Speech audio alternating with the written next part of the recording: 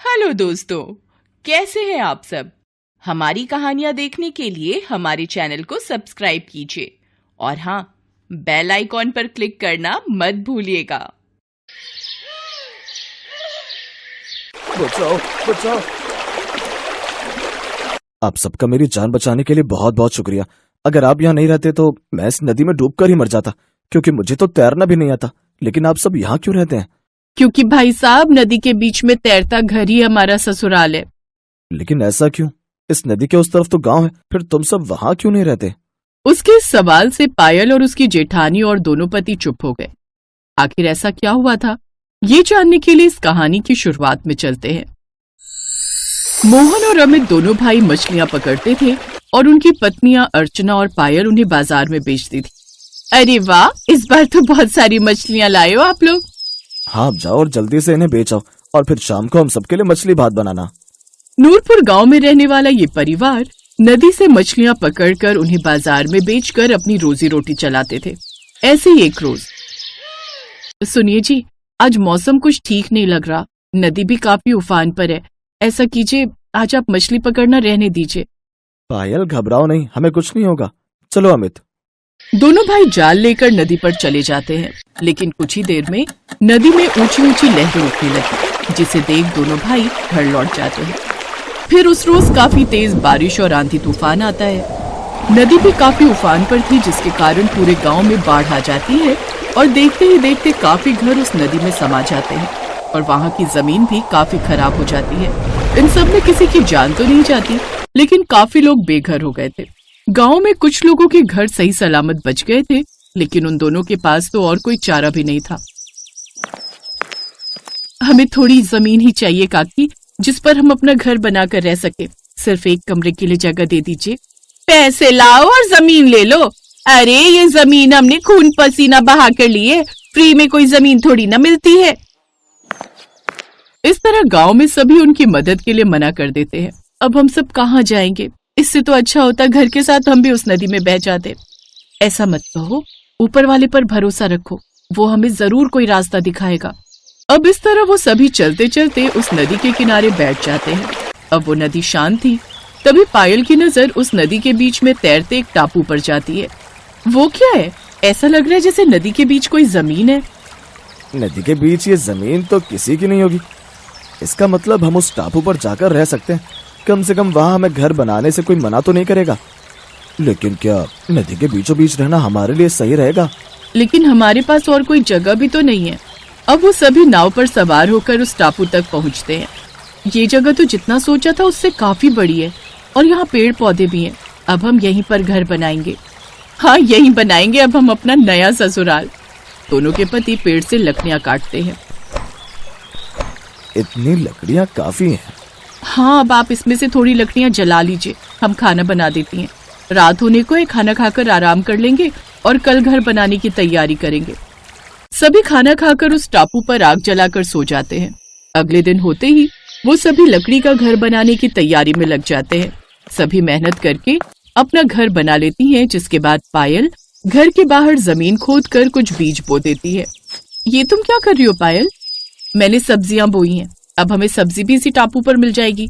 बार बार नदी से बाहर नहीं जाना पड़ेगा। कि तभी एक सीप पानी में आती है। अरे ये तो सीप है ना, सुना है इसमें मोती होते हैं। अरे वाह, इसमें तो सचमुच में सीप है। मुझे तो लगा था लोग झूठ बोलते हैं, लेकिन ये सीप इस नदी में आए कैसे? ये तो समंदर में होते हैं ना। अरे ये नदी एक बड़े से समंदर से आती है, हो सकता है उसी में बहकर आ गए हो, लेकिन ये हमारे काफी काम आ सकते हैं। इनसे मोतियों की माला और चूड़ी बनाकर हम बेच सकते हैं। हाँ, मछलियों के अलावा इनको बेचकर भी हम कमाई कर सकते हैं। अब दोनों देवरानी जेठानी उन मोतियों से माला चूड़ी बनाकर तैयार कर लेती हैं। वाह, देखो तो ये माला कितनी सुंदर लग रही है। इसको हम बाजार में बेचेंगे तो अच्छे पैसे मिल जाएंगे। अब हम इसे कम से कम 100 रुपए में बेचेंगे। अब इसी तरह वो बाजार में मछलियों के साथ साथ माला और चूड़ी भी बनाकर बेचने लगती हैं। आइए आइए, मोतियों की सुंदर माला लीजिए, आइए आइए। अरे वाह, ये तो कितनी सुंदर माला है। कितने की दी बहन जी? जी सिर्फ 100 रुपए की। ठीक है, दे दीजिए। इस तरह एक एक कर उनकी और भी कमाई होने लगती है। अब उनके पति भी सुबह से शाम तक मछली पकड़कर बाजार में बेच आते इसी तरह छोटे मोटे जुगाड़ से वो समुद्र में तैर रहे अपने ससुराल में जीवन काटती हैं। फिर एक रोज, अरे वाह, इस बार तो बहुत ही अच्छी खेती हुई है इन सब्जियों की। मैं तो कहती हूँ जी, अब आप सब मछलियों के साथ साथ सब्जियों की भी खेती कर लेना। अच्छी बात है, कल तुम हमें मछलियाँ और मोती की माला के साथ साथ ये सब्जियाँ भी दे देना, हम इन्हें बेच भी आएंगे। ताजी ताजी सब्जियाँ तो अच्छे दाम भी मिल जाएंगे। एक रोज वो सभी खाना खा रहे होते हैं कि तभी बाहर किसी के चिल्लाने की आवाज आती है। बचाओ बचाओ, कोई मेरी मदद करो, मैं डूब रहा हूँ, कोई बचाओ। अरे ये आवाज कैसी है? लगता है कोई डूब रहा है, हमें बाहर चलकर देखना चाहिए। वो सभी जल्दी में बाहर आते हैं तो देखते हैं कि एक आदमी नदी में डूब रहा है। अरे इसकी मदद करनी होगी, नहीं तो डूब जाएगा। नदी में कूदकर उसे बचाकर अपने घर में ले आते हैं। आप ठीक तो है ना? आप नदी में डूब कैसे गए? मैं तो नाव लेकर नदी में घूमने आया था, लेकिन अचानक मेरी नाव में छेद हो गया और मुझे तैरना नहीं आता था, इसीलिए मैं डूबने लगा। वो तो भला हो आप लोगों का कि आप लोग यहाँ रहते हैं, नहीं तो मैं तो डूबकर ही मर जाता। वैसे आप लोग नदी के बीचों बीच क्यों रहते हैं? ये सवाल सुनते ही वो सभी लोग एक दूसरे का मुंह देखने लगते हैं। फिर वो अब उसे सारी बात बताते हैं। लेकिन आपने भले ही जुगाड़ से अपने घर तो इस नदी के बीच बना लिया है, लेकिन आपको दिक्कत तो आती होगी ना, जैसे लाइट की परेशानी। हाँ, लेकिन हम रात होते ही लालटेन जला लेते हैं। वैसे आप सब बुरा ना माने तो इस घर की वीडियो बनाना चाहता हूँ। वो क्या है ना, मैं एक यूट्यूबर हूँ और अपने सोशल मीडिया पर इसे डालना चाहता हूँ। वो आदमी सोशल मीडिया पर वीडियो बनाकर डाल देता है और लोगों की नजर उस जगह पर पड़ती है, जिससे अब सरकार उस घर तक भी लाइट पहुंचा देती है। अब हमारी ये जगह भी रहने लायक हो गई है। अब हमारे साथ और भी लोग यहाँ घर बनाकर रह सकते हैं जो लोग अभी तक बेघर हैं। और अब नदी में तैरते उस ससुराल से वो जगह नदी में तैरते एक गांव में बदल जाती है।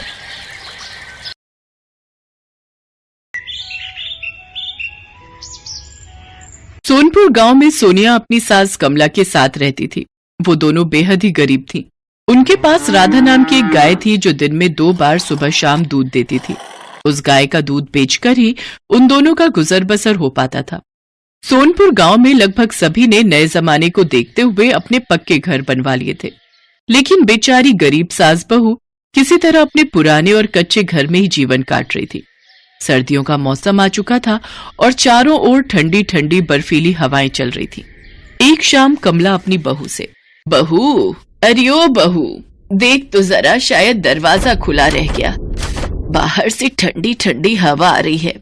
माँ जी कितनी बार तो ये किवाड़ लगा दिया, लेकिन हवा का रुख तेज है जिस वजह से वो अपने आप ही खुल जा रहा है। हाँ, क्या करें बहू, हमारे नसीब ही ऐसे हैं। ये घर और इसके दरवाजे खिड़कियां इतनी पुरानी और टूटी फूटी हैं कि इसमें से ठंड रुकेगी भी तो कहाँ तक। आप फिक्र मत कीजिए माँ जी, मैं ये किवाड़ ढककर इसमें अंदर की तरफ से बड़ा सा पत्थर लगा देती हूँ, जिससे थोड़ी हवा कम हो जाएगी। सास बहू के घर की हालत पूरी तरह से चरमरा चुकी थी, मगर जिन बेचारियों के पास अपने मन मुताबिक खाने पीने और ओढ़ने पहनने तक के पैसे ना हो, वो घर कैसे जुटाएंगी।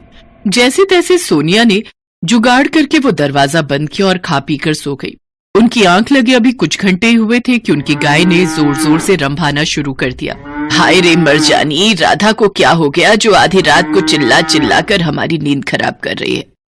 अरे ओ बहू, उठकर देख तो क्या चाहिए इस राधा को। सोनिया उठकर देखती है तो बाहर बहुत तेज आंधी तूफान आ रहा होता है और उनका घर जोर जोर से हिलने लगता है। माँ जी जल्दी उठिए, अपना घर कभी भी ढह सकता है, चलिए अपनी जान बचाइए। दोनों जल्दी से बाहर आकर खड़ी हो जाती हैं, तभी उनका घर ढह जाता है। हे राम, एकमात्र ये छत ही तो हम दोनों का सहारा थी, अब हम कहाँ जाएंगी। तू इतना निर्दयी क्यों है भगवान। एक तो हमारे सर पर छत नहीं और ऊपर से ये कड़ाके की ठंड। दोनों सास बहू सारी रात राधा के साथ गौशाला की उस खुली झोपड़ी के नीचे खड़े होकर गुजारती हैं। सुबह होते ही सोनिया मिट्टी के ढेर के नीचे दबे अपने सामान को बटोरती है। माँ जी, जरूरत का कुछ सामान तो मुझे मिल गया है, लेकिन अब हमें रहने के लिए कोई ना कोई इंतजाम तो करना ही होगा। कल की रात तो हमने जैसे तैसे जाड़े में काट ली, लेकिन अब और नहीं काट सकते। तू चिंता मत कर बहू, मैं सेठ से कुछ पैसे उधार लाती हूँ। कम से कम एक बार पक्का घर बनेगा तो हर साल रोना तो नहीं पड़ेगा। इसी सोच के साथ वो सेठ के घर जाती है। सेठ जी, मुझे कुछ पैसे उधार दे दीजिए। कल रात तूफान में हमारा घर ढह गया, पक्का घर बनवाने के लिए कुछ पैसे उधार दे दीजिए, आपकी बड़ी मेहरबानी होगी। मुझ गरीब की दुआएं आपको लगेंगी। दुआओं का क्या मैं अचार डालूंगा हैं? मैं बिना मुनाफे के कोई सौदा नहीं करता, समझे? पहले तुम्हें अपनी कोई चीज गिरवी रखनी होगी, तभी मैं तुम्हें पैसे उधार दे पाऊंगा। लेकिन मुझ गरीब के पास तो गिरवी रखने के लिए कुछ भी नहीं है। इतना झूठ बोलती हो तुम कमला। तुम्हारे पास तो हीरे के रूप में तुम्हारी जवान बहू है, उसे तू मेरे पास गिरवी रख दे। जब तू मेरा पैसा लौटा देगी तब उसे ले जाना। नीच कमीने, तेरी सोच कितनी घटिया है। अरे हम गरीब जरूर हैं लेकिन सौदागर नहीं। एक गरीब के लिए उसकी इज्जत ही जीवन भर की जमा पूंजी होती है। फिर कमला गुस्से में वहां से चली जाती है। उसे आता देख सोनिया उससे पूछती है, अरे माँ जी आ गई आप? क्या हुआ, सेठ जी ने पैसे दे दिए क्या?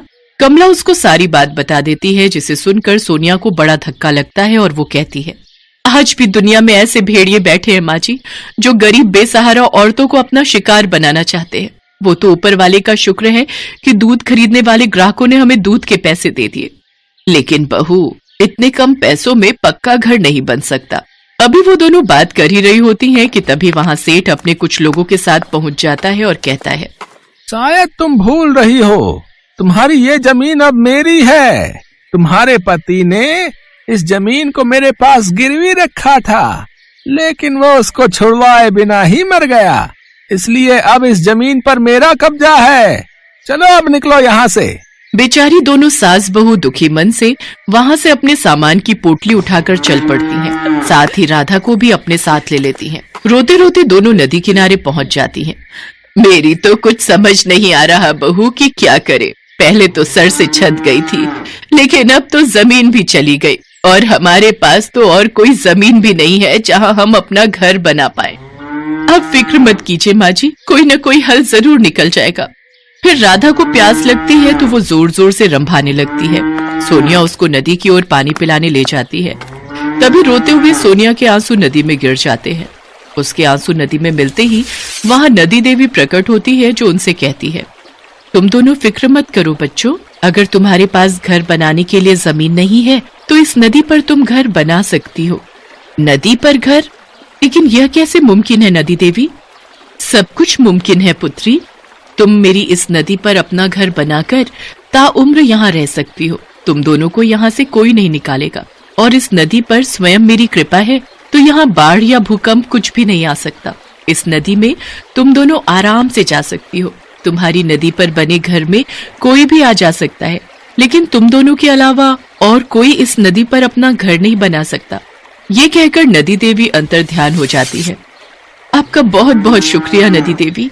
सोनिया और कमला राधा के साथ बड़े आराम से उस नदी के ऊपर चलने लगती हैं। वो ये देखकर हैरान थी कि वो डूब नहीं रही थी और बिल्कुल धरती की भांति ही उन्हें नदी पर चलने का एहसास हो रहा था। बहू, घर बनाने के लिए जगह तो हमें मिल गई, लेकिन हम घर बनाएंगे कैसे? हमारे पास तो पैसे ही नहीं है।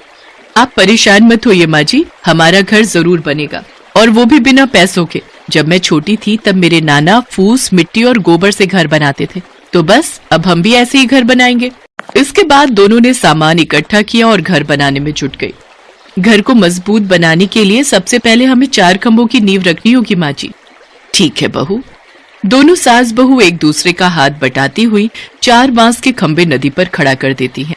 शुक्र है नींव खड़ी हो गई। अब इसके बाद हमें तिनकों से घरौंदा तैयार करना है। भूखी प्यासी थकी हारी सास बहू सब कुछ भूलकर अपने लिए घर तैयार कर रही थी और आखिरकार दोनों सास बहू ने फूस की झोपड़ी तैयार कर ही ली। फिर रात हो गई। चलो बहू, फूस की झोपड़ी तो तैयार हो गई, अब इस पर गोबर की पुताई कल करेंगे। ठीक है माँ जी, अब आज रात हम इसी फूस की झोपड़ी में सोते हैं। कम से कम कल रात की तरह खुले में रहकर ठंड में तो नहीं रहना पड़ेगा। वो दोनों चादर बिछाकर लेट जाती हैं और राधा को भी अपने साथ उस झोपड़ी के अंदर कर लेती हैं। अगले दिन सुबह जब वो उठी तो बाहर कोहरे की चादर बिछी हुई थी। माँ जी, अब मैं जल्दी से गहरी मिट्टी और गोबर का घोल बनाती हूँ। सोनिया ने जल्दी से घोल बनाया और उस गाढ़े लेप को फूस की झोपड़ी पर लगाना शुरू किया। फिर उनका घर बनकर तैयार हो गया। वो दोनों राधा के लिए भी एक कमरा बना देती हैं। नदी में बने उनके गोबर के घर को देखकर सभी हैरान रह जाते हैं। उनका घर सभी को बहुत पसंद आया और कुछ ग्वाले उनके पास आए और कहने लगे, सोनिया बहू, तुम्हारा घर सबको बहुत पसंद आया। हम तो कई सालों से ग्वाले रहे हैं, लेकिन कभी भी इस ओर ध्यान ही नहीं गया कि गोबर का घर भी बन सकता है। हाँ, हम सब चाहते हैं कि तुम हमारी गायों के लिए भी ऐसा ही घर बनाकर तैयार करो और इसके लिए हम तुम्हें प्रत्येक गौशाला घर बनाने के 12,000 रुपए देंगे। दोनों सास बहू इसके लिए हामी भर देती हैं। कई दिन बीत जाने के बाद, ये देखिए माँ जी, आज गायों के बसेरे के लिए गोबर घर बनाकर हमने कितने पैसे इकट्ठे कर लिए। हाँ बहू, हमने तो ऐसा कुछ सोचा भी नहीं था कि इस तरह गोबर का घर बनाकर हमारे ऊपर जो बरसों की गरीबी का अंधेरा छाया हुआ है वो छट जाएगा। वो दोनों बातें कर ही रही होती हैं कि तभी हाथ में बैग लिए एक पढ़ी लिखी मैडम उनके पास आती है और कहती है, नमस्ते, क्या नदी में गोबर का घर बनाने वाली सास बहू आप ही हैं? जी कहिए मैडम, आप कौन है मैडम? मैं एक सरकारी मुलाजिम हूँ और मुझे यहाँ सरकार ने भेजा है। आपकी नदी में गोबर घर बनाने के आइडिया के लिए सरकार ने आपको पूरे 10 लाख का इनाम दिया है। इको फ्रेंडली एनवायरनमेंट और लोगों को अपनी पुरानी संस्कृति से जोड़ने के लिए आपकी जो ये पहल है उससे हमारी सरकार बहुत खुश है। आपका बहुत बहुत शुक्रिया मैडम, आपकी बड़ी बड़ी मेहरबानी। इतनी बड़ी रकम देखकर सास बहू खुशी से झूम उठती हैं। बेशक ही उनकी गरीबी खत्म हो जाती है, लेकिन फिर भी वो रहने के लिए अपने गोबर घर को ही चुनती हैं, क्योंकि जो परिवर्तन गरीब के लिए खुशियां ला दे वो हमेशा उनके लिए खास रहता है। हेलो दोस्तों, कैसे हैं आप सब? हमारी कहानियां देखने के लिए हमारे चैनल को सब्सक्राइब कीजिए और हाँ, बेल आइकॉन पर क्लिक करना मत भूलिएगा।